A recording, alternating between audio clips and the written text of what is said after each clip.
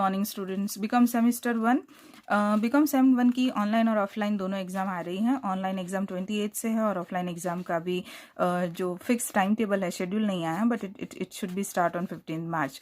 तो जो online exam और ऑफलाइन एग्जाम है दोनों में ही MCQs आने वाले हैं, और खास करके ऑनलाइन की बात करें तो सिर्फ MCQ ही आने वाले।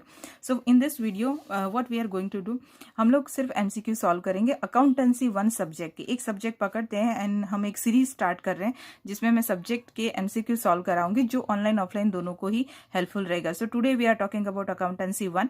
जुलाई 2021 पीछे से स्टार्ट करते हैं, यानी कि जो लेटेस्ट है वहां से स्टार्ट करते हैं। जुलाई 2021 से स्टार्ट करते हैं और हम पीछे जाएंगे। 2021 में आपका मास प्रमोशन था, सो 2021, 19 एंड 18 हम ये ले लेते हैं, उसमें नवंबर मार्च इंक्लूड कर लेते हैं, तो आपका थोड़ा ज़्यादा MCQ का प्रॉब्लम सॉल्व हो जाएगा। ओके, 2021 में जनरल ऑप्शन का पेपर था, 50 मार्क्स का पेपर था। दूसरे सेक्शन में ही MCQ आते थे, 10 MCQ, जिसमें आपको कोई भी 5 करने हैं, 5 अटेम्प्ट करने हैं, और 2 मार्क्स का MCQ है। हाँ, 12 MCQ, so you have very good options. 12 में से 5 करने हैं और 2 मार्क्स का एक MCQ है, तो 10 मार्क्स आपके होंगे। फर्स्ट जो MCQ है मैं पढ़ रही हूँ, जो कैलकुलेशन है यहाँ पे दिखाऊंगी, आंसर भी लिखे हुए हैं, मैं आपको एक्सप्लेन कर देती हूँ। Balance sheet of head office show goods in transit as and your answer is asset. मतलब कि हेड ऑफिस की बैलेंस शीट में गुड्स इन ट्रांजिट को किस नाम से या किस तरह से ट्रीट किया जाता है, and your answer is an assets. दूसरा है independent branch treat head office as. Independent जो ब्रांच है, स्वतंत्र ब्रांच है, वो हेड ऑफिस को किस तरह से ट्रीट करती है, कैपिटल। क्यों? क्योंकि वो हेड ऑफिस को अपना मेन मानती है, that why it is considered as a capital. Okay, third है which account is prepare to find out amount of sundry expense paid by the branch. कौन सा अकाउंट बनाना पड़ता है to find out sundry expense जो branch पे करता है, and your option is petty cash account. यहाँ पे आंसर मैंने लिखे हुआ पेटी कैश। फोर्थ है relation between consignor and consignee is of. Consignor और कंसाइनी का रिलेशन क्या है, and answer is principal and agent, ये उसका रिलेशन है। फिफ्थ है simple commission is paid to consignee on, and your answer is total sales. मतलब consignee को जो सिंपल कमीशन पे किया जाता है वो किस पे होता है, तो आपका आंसर है टोटल सेल्स पे, क्योंकि क्रेडिट सेल्स पर डेल क्रेडिट कमीशन पे किया जाता है। ये भी बहुत बार आता है students. When del credit commission is paid and bad डेप्ट occurs, they are to be recorded on। जब डेल क्रेडिट कमीशन पे करना होता है और बैड डेप्ट्स होते हैं तो एंट्री कहाँ होती है, your entry is debit side of consignment account. आपको डेल क्रेडिट कमीशन के एंट्री भी नॉर्मल कमीशन की तरह कंसाइनमेंट अकाउंट में डेबिट साइड करनी पड़ती है।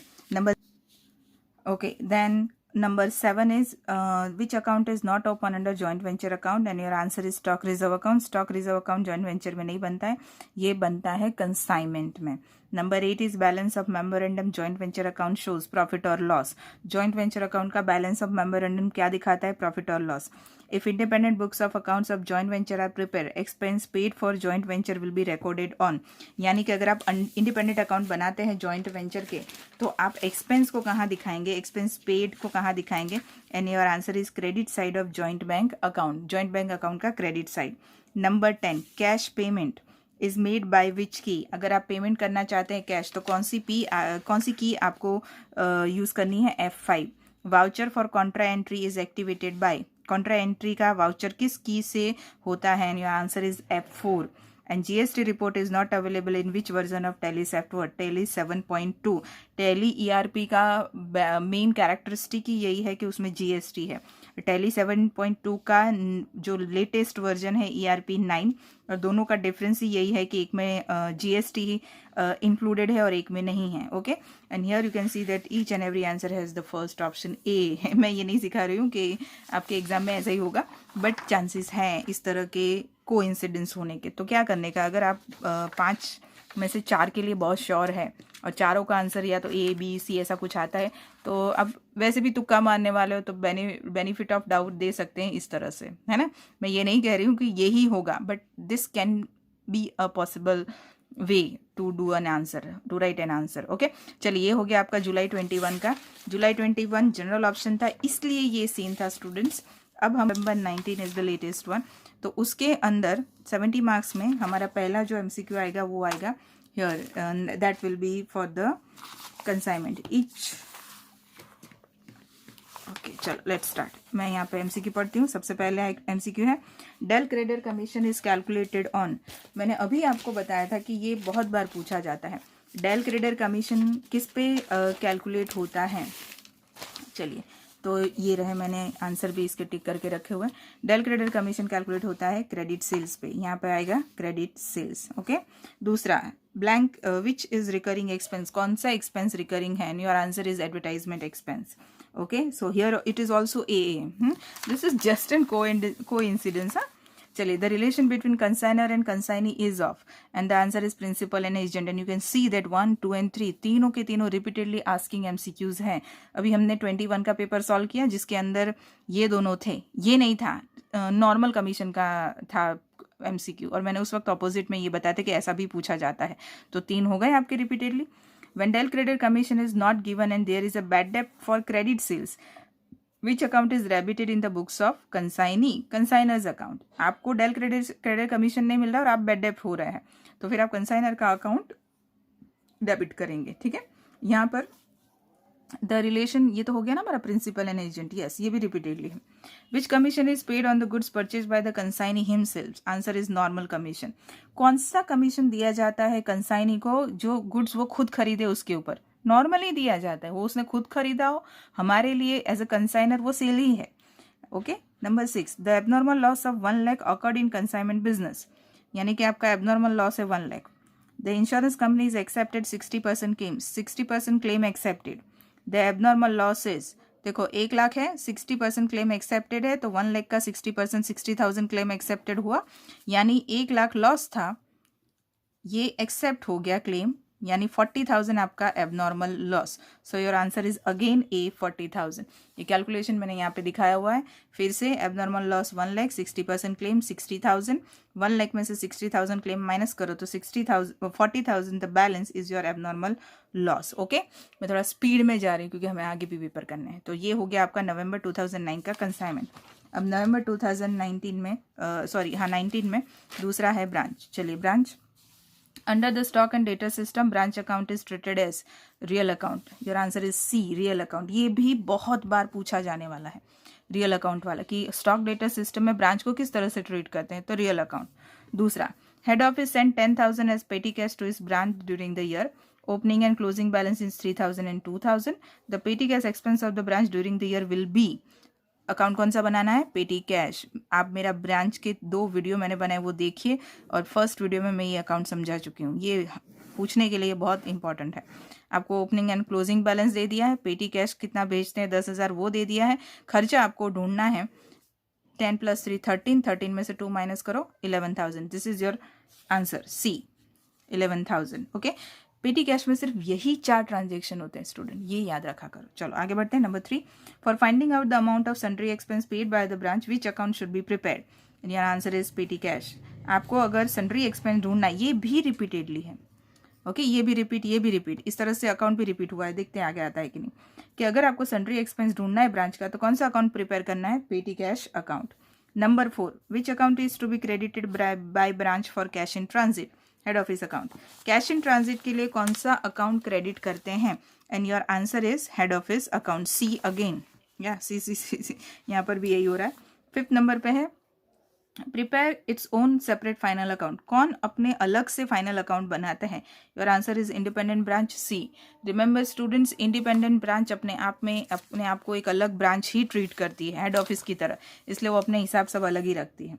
Head office send goods to its branch at invoice price. Invoice price is 50% plus on original price.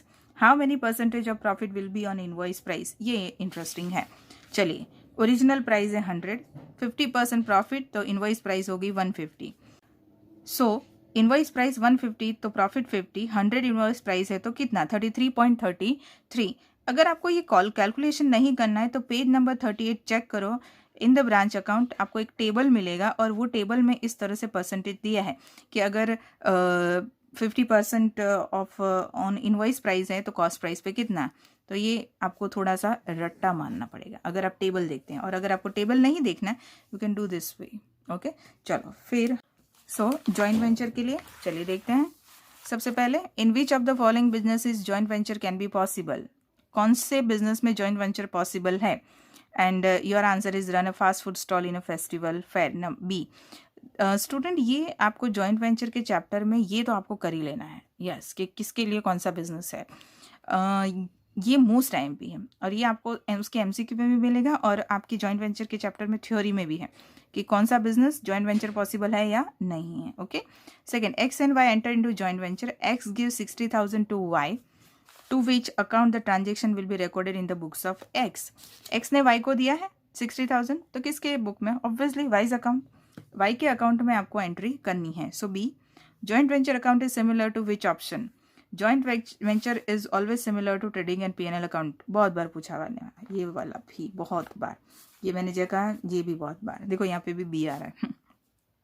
Bonds of 10 lakh are received against work done in joint venture business and they are sold for 7 lakh. Then what amount is recorded in debit side of joint venture account? 3 lakh.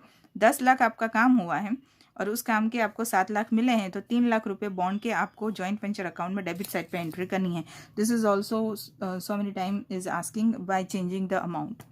The last is which act applies to the joint venture business? कोई act apply होता नहीं है। Okay, so joint venture is done and the last is computerize accounting theory. Student please check, जो लोग offline exam देना चाहते हैं, मैंने कंप्यूटराइज अकाउंटिंग थ्योरी के IMP क्वेश्चंस दिए हैं, आप उस पर देखिए, आपको सारे प्रॉब्लम आपके सॉल्व हो जाएंगे वो अगर वो आप करते हैं तो। चलिए पहला MCQ, so for following version of Tally have been put into the market. अभी तक मार्केट में टैली के कितने वर्जन है? लास्ट वाला ERP 9 है, जहाँ ERP 9 हो वही सही MCQ है। ये भी अगर पूछते हैं तो आपको आना चाहिए। 7.2 और ERP 9 ये दो होने चाहिए। Okay, ERP 9 is last. मैंने कंप्यूटराइज थ्योरी में स्टूडेंट को पूछा भी है ये सवाल। चलिए, which key is use to inform balance sheet and profit, to know information about balance sheet and profit and loss account? कौन सी की यूज होती है? ऑल्टर F1, ये वाली B. Okay, and students again keys is most important. किस key, कौन सी की कहाँ यूज होती है वो आपको आना चाहिए। विच of the following is a part of CPU? CPU का पार्ट कौन सा है? Control unit. सी, लिसन, मैंने आपको थियोरी में CPU भी दिया है IMP। The following key is use to change date in Tally. Tally में डेट चेंज करने के लिए क्या यूज होता है? F2। The tally which key is use for journal? Journal के लिए कौन सी की यूज होती है? F7। ये MCQ हो गए हैं आपके कंप्यूटराइज थियोरी के, दिस वन। ओके, ये हो गया हमारा नवंबर 2019 के MCQ। दिसंबर 2018 में अकाउंटेंसी 1 जो था उसमें आपके जो जॉइंट वेंचर और कंप्यूटराइज थियोरी नहीं थे, उसकी जगह थे your fire claim and insurance, investment. Yes, इसलिए मैं सिर्फ 2 ही करवा रही हूँ जो है आपके अभी। कौन से? एक है कंसाइनमेंट। चलिए शुरू करते हैं। The relation between consignor and consignee is principal and agent. B. देखो बच्चों, वापस repeated again. Second, from the following expense which is recurring expense? Advertisement, again repeatingly ask, ये भी रिपीट हुआ आपका। Del credit commission is calculated on credit sales, ये भी repeat हुआ। Abnormal loss in consignment business is credited to consignment account. Consignment account में credit side पर आप लिखते हैं एबनॉर्मल लॉस। चलिए, fifth, if goods are sent an invoice price then invoice profit is in closing stock of consignment is. अगर आप invoice price से goods भेजते हैं तो प्रॉफिट क्लोजिंग स्टॉक का कहाँ लिखा जाता है? तो ये आपका लिखा जाता है स्टॉक रिजर्व में, पर debited to consignment stock reserve account. Okay, number 6, cost of required repair on damage closing stock of consignment will be deducted from value of closing stock. आपका जो भी क्लोजिंग स्टॉक का अमाउंट है उसके अंदर से क्लोजिंग स्टॉक में से रिपेयर की अमाउंट माइनस होती है। यहाँ पे कोई फॉर्मेट फॉलो नहीं हुआ ABCD, इसलिए मैं बोलती हूँ जस्ट कोइंसिडेंस। देखो C, then abnormal loss is consignment account, credit, debit and D. सी, चलिए ये हो गया आपका कंसाइनमेंट। अब दूसरा आ जाता है हमारा ब्रांच। यस, ब्रांच है, फिर उसके बाद हमारे चैप्टर्स वो नहीं है। ओके, चलो ब्रांच के लिए देखते हैं। Under debtor system branch account is debtor, ये भी पूछाएगा। स्टॉक एंड डेटर सिस्टम में ब्रांच अकाउंट क्या है? Real account. If head office maintain asset account of independent branch, then to record depreciation in the books of branch, P&L account. Depreciation कौन से account में लिखोगे? P&L account में, चाहे branch हो चाहे नॉर्मल हो। For independent branch, head office is like a capital. ये भी मैंने अभी आपको repeat. Which of the following branch prepare its own separate final account? Independent branch. Again repeat. ये भी repeat. ये भी repeat. ये भी repeat. In the books of independent branch, cash in transit. आपका कैश इन ट्रांजिट कहाँ होता है? तो क्रेडिटेड टू HO अकाउंट। ये अगेन आया पेटी कैश अकाउंट, देखो यहाँ पर ये रहा पेटी कैश अकाउंट। आपका पेटी कैश अकाउंट कैसे बनता है? ओपनिंग, क्लोजिंग, पेटी कैश रिसीव्ड, पेटी एक्सपेंस। ओपनिंग बैलेंस 750 दिया है, क्लोजिंग बैलेंस 375 दिया है, पेटी कैश रिसीव 1525 है, यानी आपका पेटी एक्सपेंस आएगा 1900, यानी आपका आंसर आएगा यहाँ पर 1900 ए। ये हो गया आपका ब्रांच। सो हियर स्टूडेंट्स, हमने क्या किया? तो हमने आज के लेक्चर में कितने पेपर सॉल्व किए? हमने दिसंबर 18 के 2 चैप्टर सॉल्व किए, कंसाइनमेंट एंड ब्रांच। हमने जुलाई 2021 का सॉल्व किया, राइट, और हमने नवंबर 29 का सॉल्व किया, 2019 का। ये 3 हमने पेपर में से आज एमसीक्यू सॉल्व किए हैं। ये अकाउंटेंसी 1 है, उसमें से कौन से रिपीटेडली पूछे गए हैं? देखो, एक del credit commission is calculated on which sale, repeatedly. Recurring expense repeatedly. Consignor consignee का रिलेशन रिपीटेडली, ठीक है। फिर एक पेटी कैश अकाउंट बनाने वाला है, वो रिपीटेडली, जो इसमें नहीं है। ब्रांच में कौन सा? Under stock and data system, उसको क्या कहते हैं? रिपीटेडली। Petty cash repeatedly. फिर then own separate final account repeatedly. इसके लिए पे टेबल पेज नंबर 38 पर टेबल है, जिसमें आपको परसेंटेज दिया होता है वो। चलिए, जॉइंट वेंचर, ये खास कर देना किस बिजनेस के लिए, कौन सा जॉइंट वेंचर किस बिजनेस के लिए और किस बिजनेस के लिए नहीं है, दैट इज वेरी इंपॉर्टेंट। फिर एंट्री कहाँ रिकॉर्ड करते हैं, किसकी तरह है joint venture, trading and PNL account का, ओके। एंड ये वाला कि बॉन्ड्स हैं और रिसीव इतने पैसे हुए तो कितने एंट्री आएगी, ये। देन कंप्यूटर में हमेशा याद रखो कि 1 2 3 3 एमसीक्यू कीज़ के हैं, कीज़ हमेशा याद रखो। और ERP 9 वाला अभी तक का वर्जन। ये हो गए आपके रिपीटेडली आस्किंग। जुलाई 21 का भी एक बार रिपीट चेक कर लेते हैं। यस, गुड्स इन ट्रांजिट वाला देख लेना। हेड ऑफिस किस तरह से ट्रीट करते हैं एसेट, वो भी repeatedly. Petty cash account, principal and agent, credit sales वाला, राइट। फिर कीज़, तीनों के तीनों last keys, okay. So I hope students आपको समझ में आया होगा कि अकाउंटेंसी 1 में कितने एमसीक्यूज़ हैं जो रिपीटेडली पूछे जाते हैं, जो मैंने एक्सप्लेन किया। वीडियो को 1-2 बार ध्यान से देखना, कौन से रिपीटेडली हैं, क्या क्या पूछे जाते हैं। कम से कम इसमें से, ये जो हमने 3 किए हुए हैं, इसमें से आपके एटलीस्ट, अगर आपका जनरल ऑप्शन का पेपर होगा तो 3 से 4 इसी में से आ जाएंगे, ओके। और एमसीक्यूज़ वाले जो ऑनलाइन बच्चे हैं, जो टेस्ट देने वाले, उनके लिए तो है ही इंपॉर्टेंट। चलिए, तो मिलते हैं नेक्स्ट लेक्चर में, फिर से एक पेपर, फिर से ऐसे ही 3-4 पेपर के साथ, कोई एक सब्जेक्ट के साथ। Bye students.